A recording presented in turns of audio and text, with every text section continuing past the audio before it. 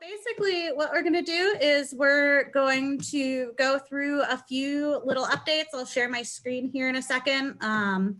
Just general community updates on our projects, leadership, all that good stuff. We have a few professional show and tells to go through. And then we'll just generally open it up for chit chat if we have time. So if you have any questions, Miss Jess, who is our vice chair, is going to sort of monitor the chat while I share my screen. Jess, you want to give a little wave? Hi, all. She is awesome and amazing and wonderful. And yeah, we'll get this show on the road. So I'm going to go ahead and share my screen and pull that up. My poor computer has just had a heck of a workout today. So if you're unsure where you are, this is the Plant Nomenclature and Taxonomy Community Town Hall. We try to do a few of these every year. The nomenclature of them has changed a little bit. We're calling them town halls now instead of community meetings. We have a couple of leadership changes. So as we mentioned in our annual meeting, Josh Darfler started a graduate program. So he stepped down as vice chair, and Miss Jess, who waved at you earlier, stepped up as vice chair. She was our communication coordinator. And Laurel Matthew from Lewis Ginter has stepped up to sort of perform the role of communication coordinator for us. So you will hear a lot more from her on the discussion forums with general updates. We try to make sure that people get responses if they, put something on the discussion forum. We know people are busy and sometimes the digest can be a little overwhelming to roll through. So just trying to stay on top of it. Just a little update on our past project.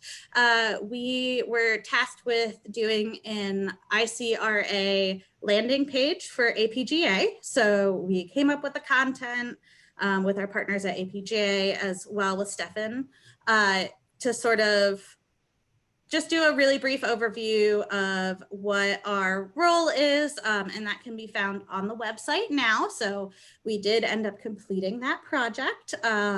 So it's under the Who We Are section of the APGA website.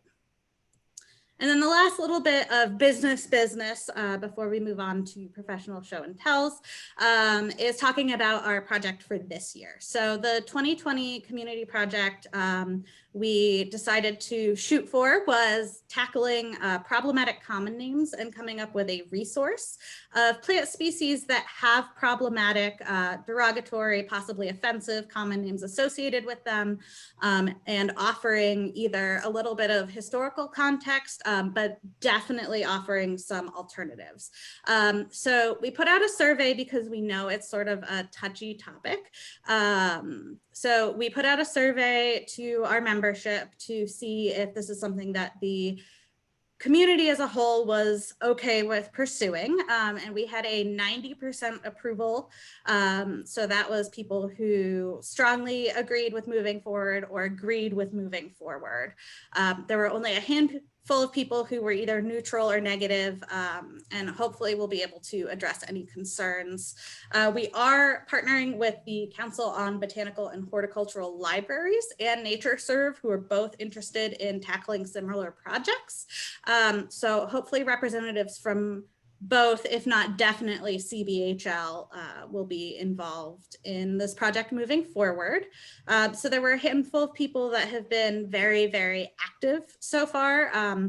And so we are going to sort of convene in early November to sort of discuss how we're going to collect our data, what data we're going to collect, and sort of what the very detailed goals look like moving forward. And then hopefully we'll get a call out for data before Thanksgiving, and a call for people to help us wade through all of that data shortly thereafter. So we'll have people sort of scrubbing for certain terms and things like that. So before we move on too far, before we move to our professional show and tells, are there any questions or concerns regarding the problematic common name project that anybody would like to ask or bring up? I should have recorded the Jeopardy theme music. Okay. So if somebody ends up thinking about something later on down the line, please feel free to shoot me an email, put it on the discussion forum, bring it up in the chat, and we'll revisit it at the end. But if there's nothing further, then we'll move on to our professional show and tells. So we did actually for 2021, the project. Yes. So the goal for the project is to have it wrapping up by the time the annual meeting of 2021 is. So the way that our communities work is elections and transfer of power always happens over the annual meeting. So we have sort of a odd June to June calendar cycle for these projects. So we do have a few people that graciously gave us professional show and tell slides. So what I would love to do is I would love to have each person do their little 1-minute spiel, and then we can do questions at the very end. How about that? So first on the docket is Tom Clark. He is wonderful and silly and very afraid of snakes. How's that for an introduction, Tom? You're giving away all my secrets, Jamie. Can everyone hear me okay? Yeah. Good. Okay. Yeah, you sound great. Yeah, thanks for setting this up, and good to see so many familiar faces and a lot of new ones as well. I just wanted to highlight a kind of a project that began nearly a year ago. And our thought was to have this big project involving our cactus and succulent collection be a summer intern project. But of course, we didn't have summer interns, as I'm sure many of you also did not. So we decided to move forward with it anyway. So myself and Jesse Blum, our greenhouse supervisor, we tackled what initially started out really as just a cultural overview and cultural improvement, or an effort to improve the cultural conditions for our cactus and succulent collection. So it involved repotting, repropagating, and looking mostly at cultural things. But then it kind of grew to become this expansive kind of sprawling project involving review of the taxonomy and nomenclature, repropagating everything, really sourcing a wider range of plants to further diversify our collection, fully auditing, obviously, the collection, figuring out what we needed, what fit our mission, what we didn't want anymore, duplicates, unknowns that we had no real opportunity to properly identify them, so getting rid of those.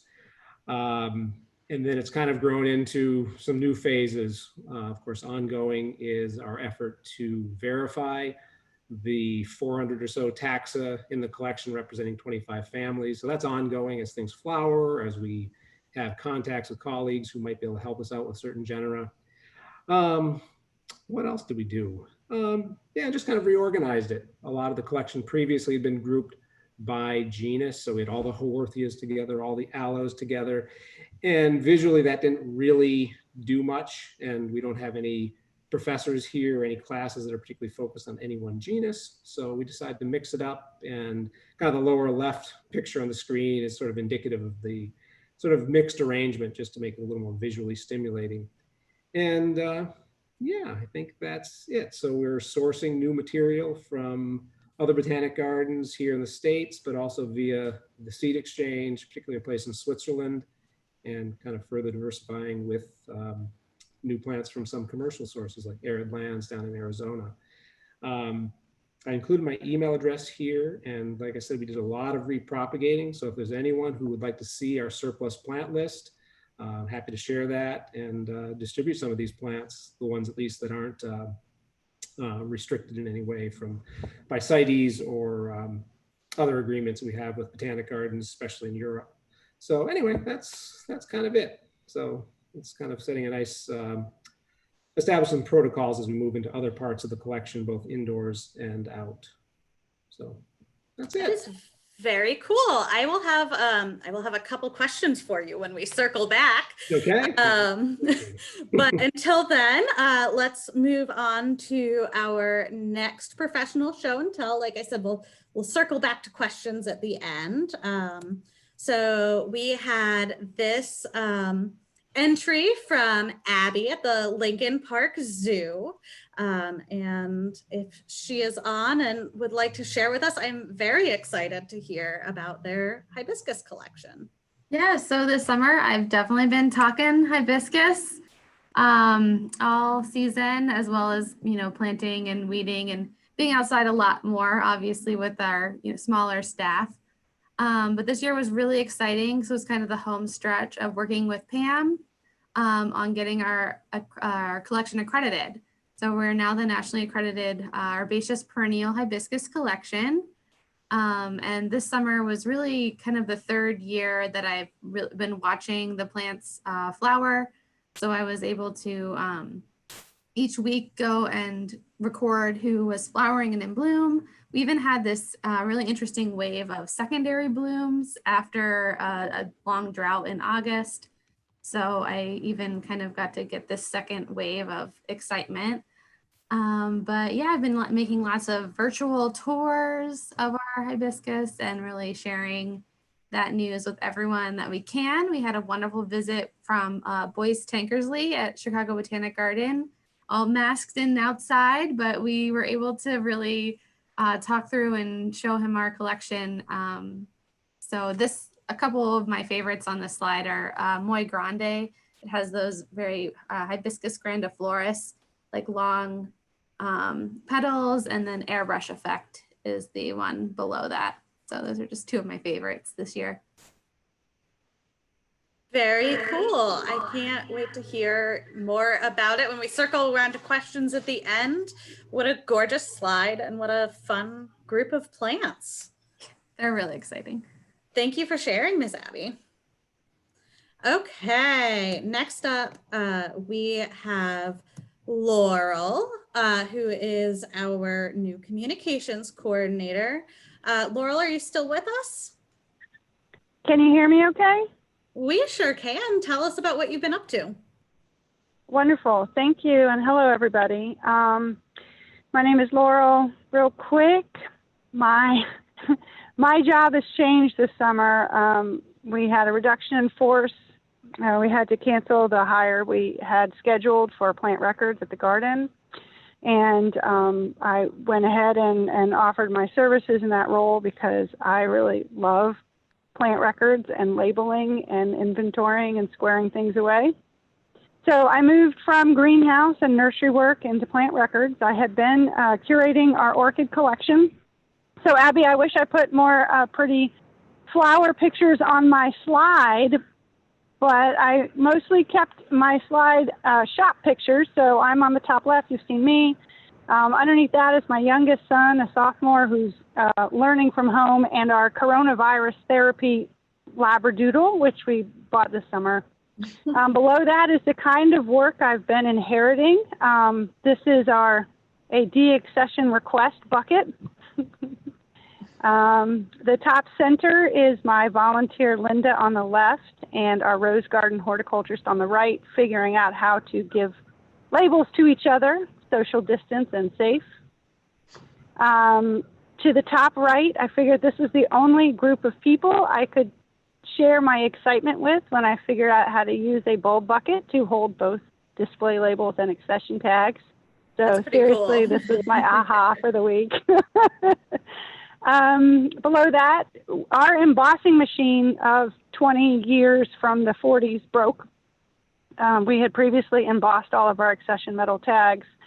And I learned recently that I could buy this diamond bit and engrave them with a diamond drag feature.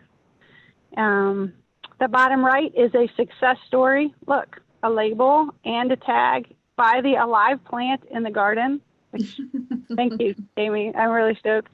And then the middle bottom awesome. Is my next. Nobody was around to watch me dance, but I was excited.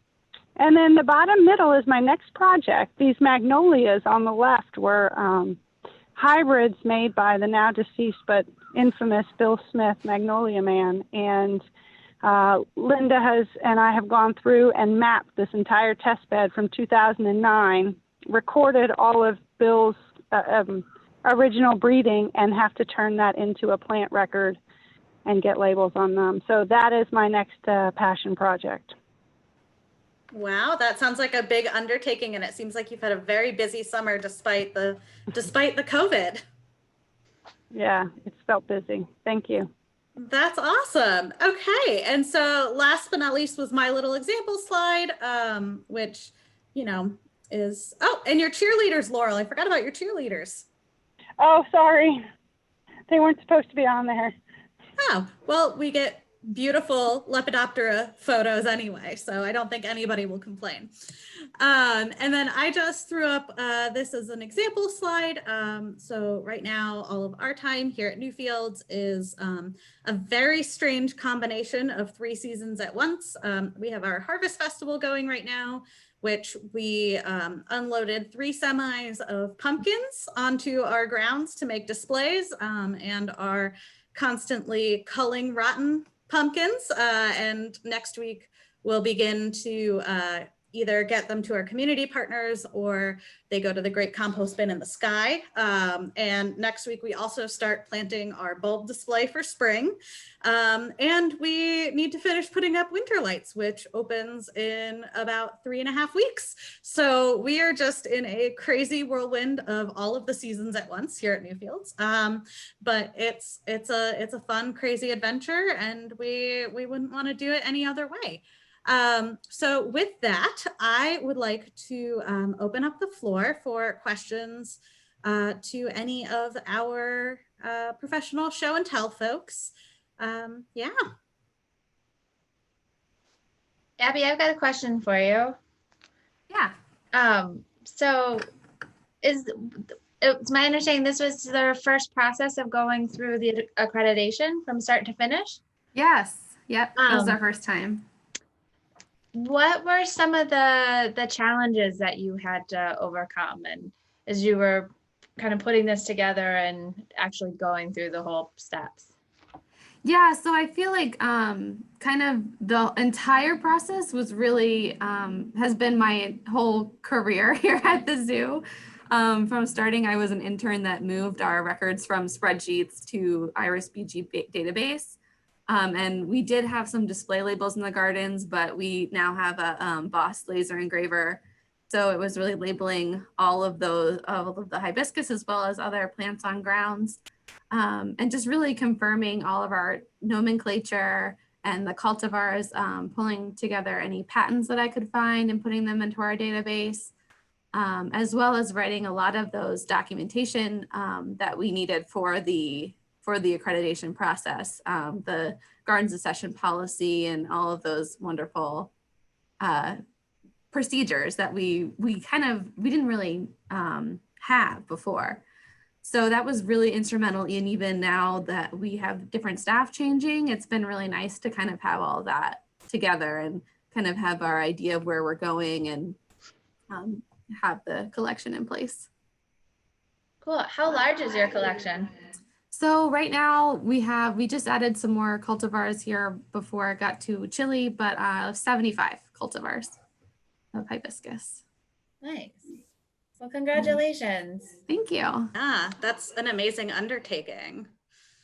Yeah, it's been a long time coming, and there's been a few days where it's just a sigh of relief. It happened. So I'm excited for the next one. I already brought it up in a meeting. I was like, so when do I get to start working on our next collection? So what are you guys going to look at next? So we have a lot of North American native hydrangea and Physocarpus cultivars. So those are 2 that we are thinking about, as well as we really love kind of expanding the herbaceous perennial side of plant collections too. So those are some of the things we're also thinking about. Very cool. Wonderful. Tom, I had a question for you. What are some of the resources that you're using to verify your collections right now? Well, for the verification part, well, firstly, the names part, we're using mostly Q's Plants of the World Online and Flora of North America where applicable, and Plants Africa that focuses mostly on plants of RSA, Republic of South Africa. As far as the actual verification of, identifying what plants we have and ensuring we have the right name, that's a little trickier. We've got some great in-print resources. Some of the specialist societies, Euphorbia Society has some good information both in print and online. But I think a lot of it's going to come down to just getting in touch with individuals who have a real specialization, whether it's in, euphorbias or one or two genera of cacti or something. So that's going to be a slower process, I think, because they're not. I don't have any great knowledge of a lot of these plants, but I imagine it's a tricky group. yeah, it's a prickly group. Yes. But it's great fun. So that's awesome. Yeah, I can only imagine. How many times have you stuck yourself? Well, just today we were repotting some big plants and probably got stuck a few times, including an Apuntia, which I'll be picking out the glaucids for weeks to come, I'm sure. Fun. It'll be part of a Halloween costume, I'm sure. There you go. I like that. Any other questions for our professional show and tell group?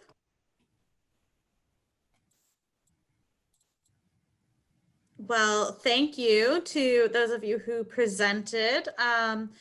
Now, I would say we can just open up the floor for anything or whatever y'all have question-wise in general about what you're doing. If you want to just say hi and tell us what you've been up to, that's fine too. The floor is yours. And when people are done chit-chatting, we'll close out the meeting.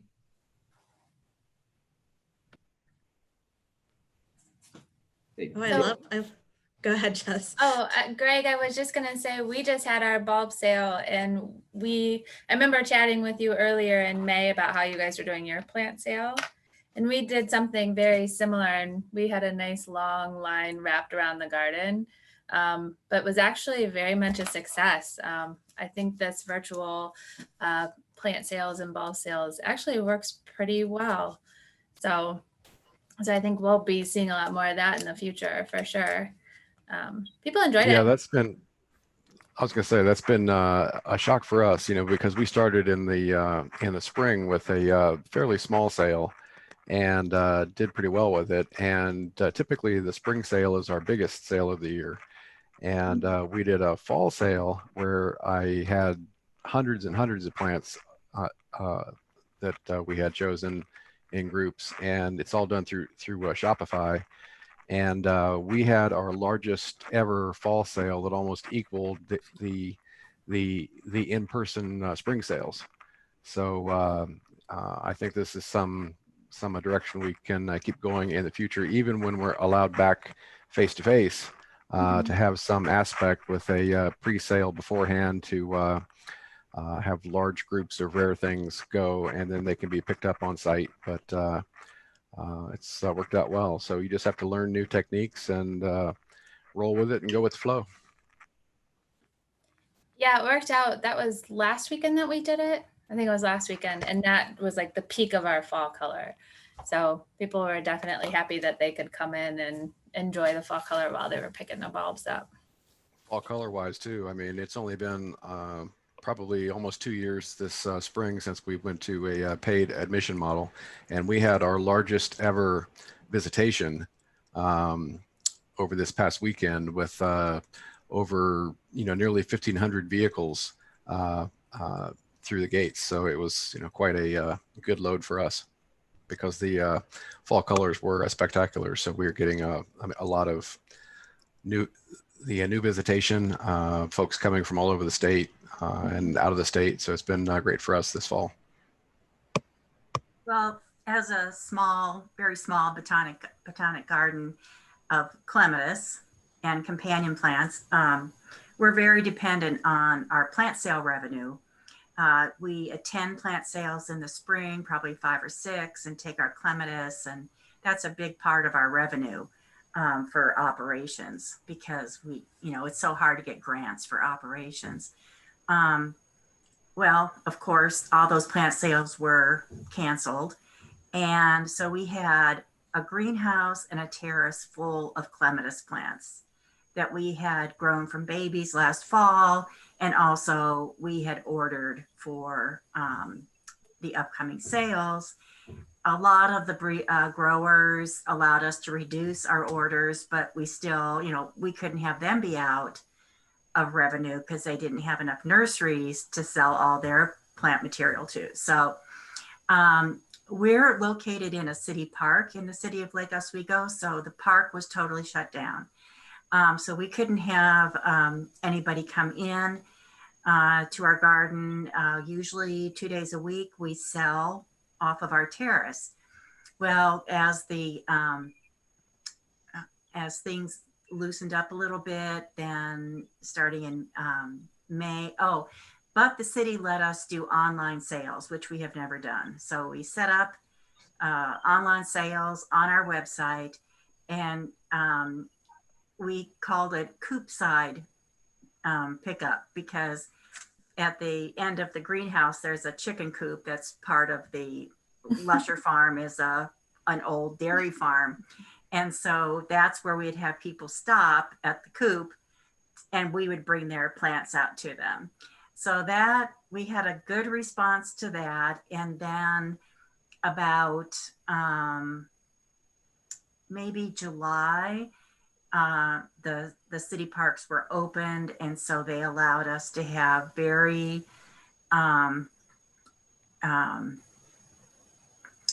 regimented sales on site. Like we only allowed, 3 people at a time on the terrace. We maintained social distancing and whatever. But the surprising thing is, even though people could come in, we actually made more sales with our coopside drive-by or pickup, online sales. And then we did our second annual fall plant sale October 3rd, and we only had a handful of people. And last year, our first sale, we sold as much at our fall plant sale as we did at our spring shows that we went to. So you can never, and we had gorgeous weather that day. And so you just never know what the market will bear or what people are thinking. I think they didn't want to go places because of COVID or whatever. But thanks to our very restricted spending this year, we only bought necessities, and then we pay our curator, but everything else is volunteer run. And we did an appeal to our members, and we got $12,000 in donations just from that appeal. And then, our online shopping. So we aren't too much in the red for this year, but I don't know how we can sustain this another year, without having the plant sales to go to, because half of our revenue comes from that. Yeah, it's definitely a constantly changing thing right now. Thank you for sharing, Colleen. I have a question to the broader group. This sort of came up in some of our program selection committee meetings. And we were wondering, just in general, out of curiosity, how many of you are on restricted travel bans for the next year? Okay. Yep. So we are too. And so is that affecting what you are thinking about, or what any of your colleagues are thinking about in terms of program submission ideas? I'll take that as a general yes consensus.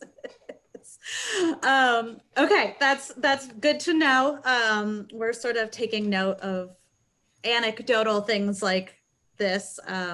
So I'm glad to be able to report that during our call later this week. I do want to remind you that there is a virtual only option too. So if you've got something cool going on that you want to share, or you want to have gather some plant nerdy friends to share about similar topics, there is an option for submission for virtual only talks. So those are due the 28th. So we're getting up there. But yeah, how are all of you out west in Fireland holding up? Well, we're Oregon, and the skies are clear right now. It was horrible those 2 weeks. It really was, and really bad for where the fires were. I mean, and we have, we have Hardy Plant Society of Oregon, headquartered in Portland, and a lot of us belong to it. And one of our garden members, their house and garden, and it was a beautiful, like 3 to 5 acre garden, was totally burnt.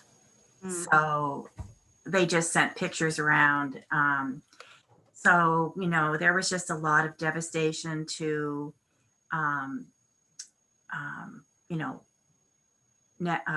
forests and meadows and all of that, but as well as people's homes and properties. So, but at least our air quality index is better and no new fires have started up. But we're really kind of concerned with Colorado right now because I was going to ask Cindy, how are things with DBG?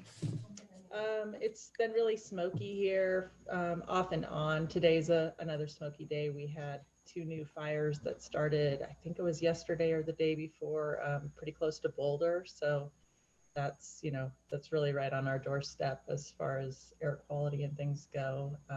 And we've had numerous days of falling ash in the metro during the daytime.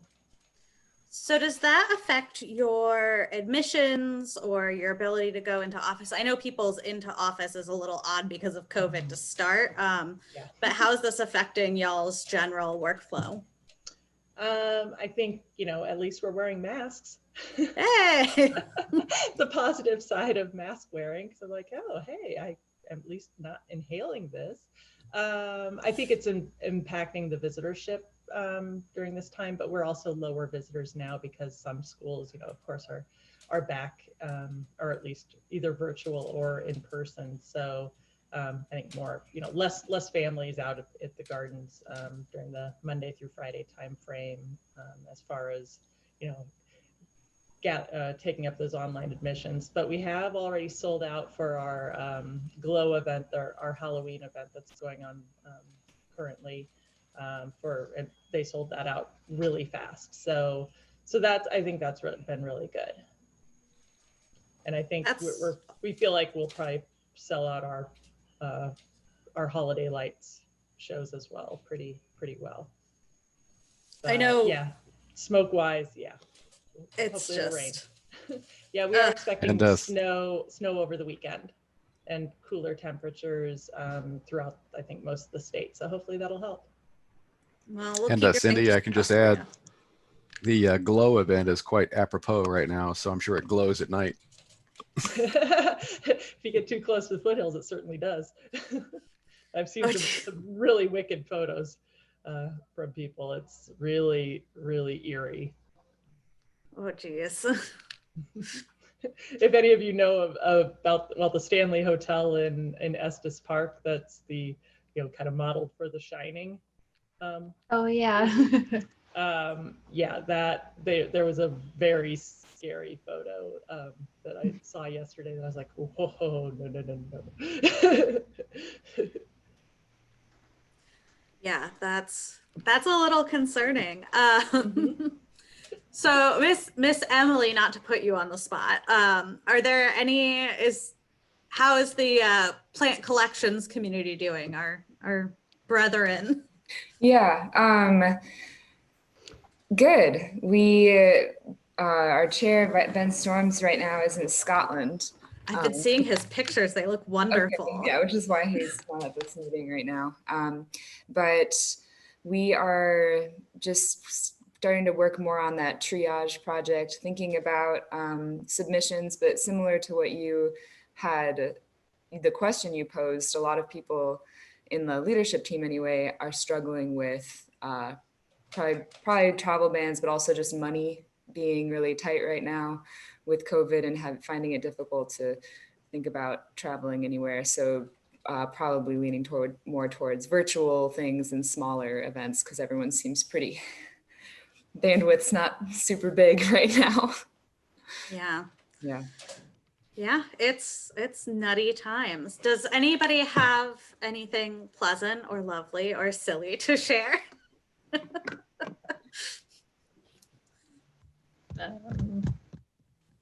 No. My son has been in school in person for 6 weeks. Hey, that's awesome. Our kids just went back this week, so I know a lot of parents are pretty happy. I'm just loving fall colors. Yeah. I'm in Kentucky right now, and it's been raining and kind of lovely, actually, that it's just raining and I don't have to water. Yeah, we just came out of a 58-day drought here, so we are very happy that we've gotten a good bit of rain slowly over the last few days. So we're very, very fortunate. We're in Indy. Bye, Miss Cindy. Hi, Cindy. All right. Any other questions or comments before we depart? I had a question for the group. What you've been finding for your general workload of especially dealing with plant records, the verification project, and that Tom was describing. Are you finding that you're really impacted because you don't have volunteers? You rely on them for aspects of labels or plant records, and then how are you attempting to work through that to stay on top of things?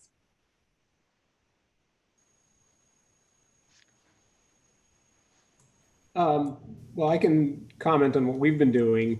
We don't have volunteers, and we're missing our students. We have several student workers who typically help in the greenhouse and in the gardens. They don't get intimately involved with projects like this. The summer interns certainly would have, so we definitely missed their presence. But as far as balancing this kind of big project with kind of more routine things, everyday things, we don't have students on campus, so we're not interacting as much with them. So that's kind of freed up some time. So we've just kind of, I guess, made time in a way.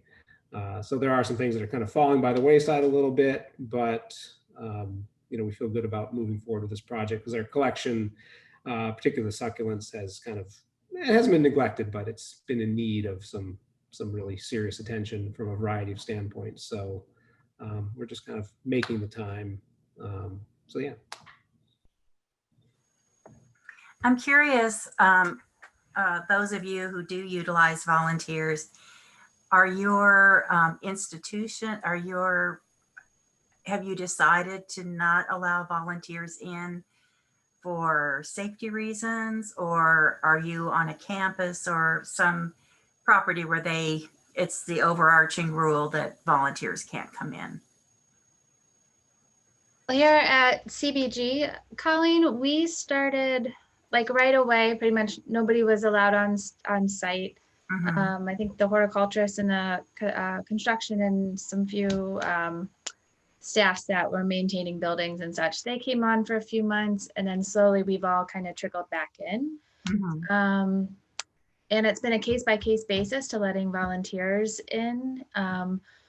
In our department, since we're mostly in the offices and we're kind of restricted with airflow and general movement between offices and washrooms and exits, really.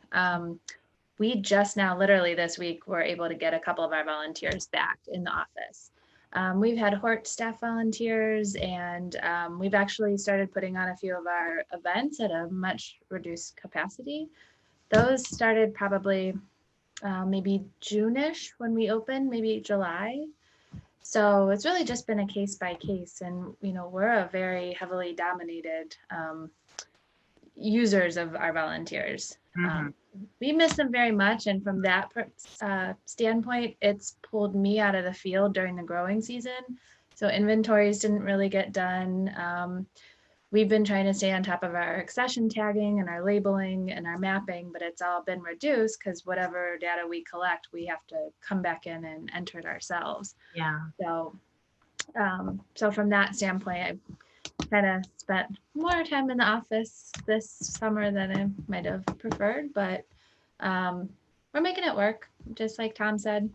But it's good to have a few people back, and it got pretty lonely here for a little while because even staff is dispersed. Like the Hort staff tends to share the office that they're in, so they've kind of all dispersed. They're in their tool sheds and gotten really creative over where they can put laptops and Wi-Fi connections and things like that. So yeah, we're much the same way, Jess. We have, as you probably saw behind me, we have an open office. So while our horticulture volunteers have come back, they're not allowed into the office just because it's a small 1920s historic duplex. So ventilation, not really the best. So only staff in here right now. So I haven't brought my plant records volunteers back because they are in a more vulnerable category. And they would be right in the midst of where all of our seasonals are coming in and out. So I hope to have at least one of them back in January when our seasonal staff is gone and things have quieted down a little bit and I'm able to sort of put her in a more safe space. But yeah, Emily, did I see you? Yeah, I have three things and I'll try to be brief. So to Pam's question, I just have a big pile of stuff that I haven't been able to get to and it just keeps growing. Yeah. And my plan is to hopefully get to that in the winter because it won't be I won't be needed out in the garden quite as much because it will be winter.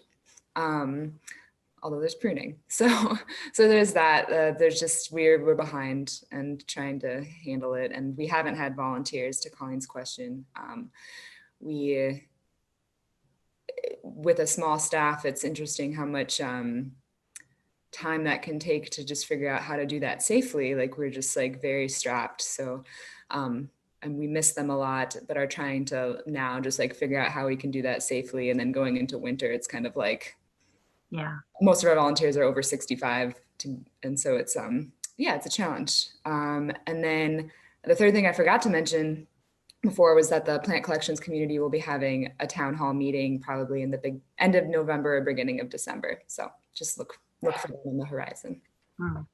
Great. We will keep our eyes out because we know that we have a lot of people who are involved in both, and we sort of love seeing what y'all work on, and you're great partners for this community. So we appreciate y'all.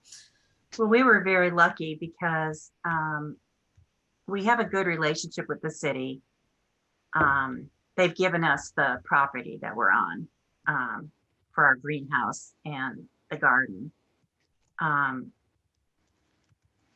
they gave us special permission to allow like 2 volunteers a day because we do everything. The curator is doing the sessions and propagating and all of that. She can't weed and prune and everything. Clematis need a lot of tending, and so watering. So they gave us permission. Otherwise, we would have lost everything because they can't just sit in the greenhouse on their own. And because we could really space ourselves in the greenhouse or on the terrace or in the garden beds, it was feasible for us to do it. We all had masks and gloves and kept our distance and all of that. But yeah, I'm not sure what we're going to be able to do in the winter, because that's when we would sort seed and pull all the seed off those little tendrils. bag them up. So I don't think, and our where we meet, our office space is very small. So I don't see us being able to do indoor work as a group this winter. So that's gonna put a lot of burden on our curator to have to keep up with that. I've heard of some gardens are able to sort of pivot as far as their volunteers working remotely. If there are some tasks that could be taken home with them, you know, just a quick transfer back and forth, but that they could work in their own indoor spaces. I was wondering about some of your work, that whether there are any of you who are doing that or could suggest that that's one possibility for these months ahead. I'm actually this week just started talking with I have a volunteer that sorts, or she takes a lot of photos, most of our photos for our database. And then she spends a lot of time sorting and editing and classifying those. So she's been sending me a few emails over the summer of things that she's taken. She'll just send like one email for milkweed or something like that. So it's a little slower, but I'm actually talking with our IT team on like using Dropbox or OneDrive to really share those files so that we can kind of work through those through the winter, because I don't really feel like we're in a good place for having more people in the office spaces. Yeah, I have a volunteer that's doing some nomenclature check things for me. I set her up on a little very self-contained project. So hopefully, you know, it's more so to keep her engaged, honestly, than it is to have productive work done for me. But you know what? I think at this point, that's okay. I think some of it is keeping people engaged for when hopefully they are able to come back and work actually hands-on in our system. I think it just depends on the volunteer.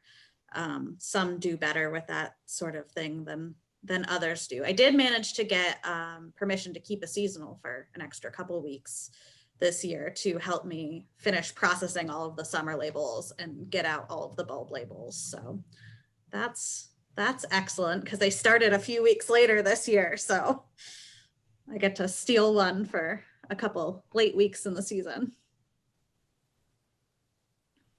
We started with doing projects indoors for our volunteers, like with a lot of data cleanup. And that got us fairly far, I think maybe a month in, and some folks just kind of lost interest, and so then they finished, and the rest of the folks finished the project. And then we were at a point where they needed our database to do it, and so it was kind of, all right, we got the cleanup done, but now we can't get the new stuff kind of checked in. So it kind of created a new project that we couldn't finish, unfortunately. But we're a step closer, I guess.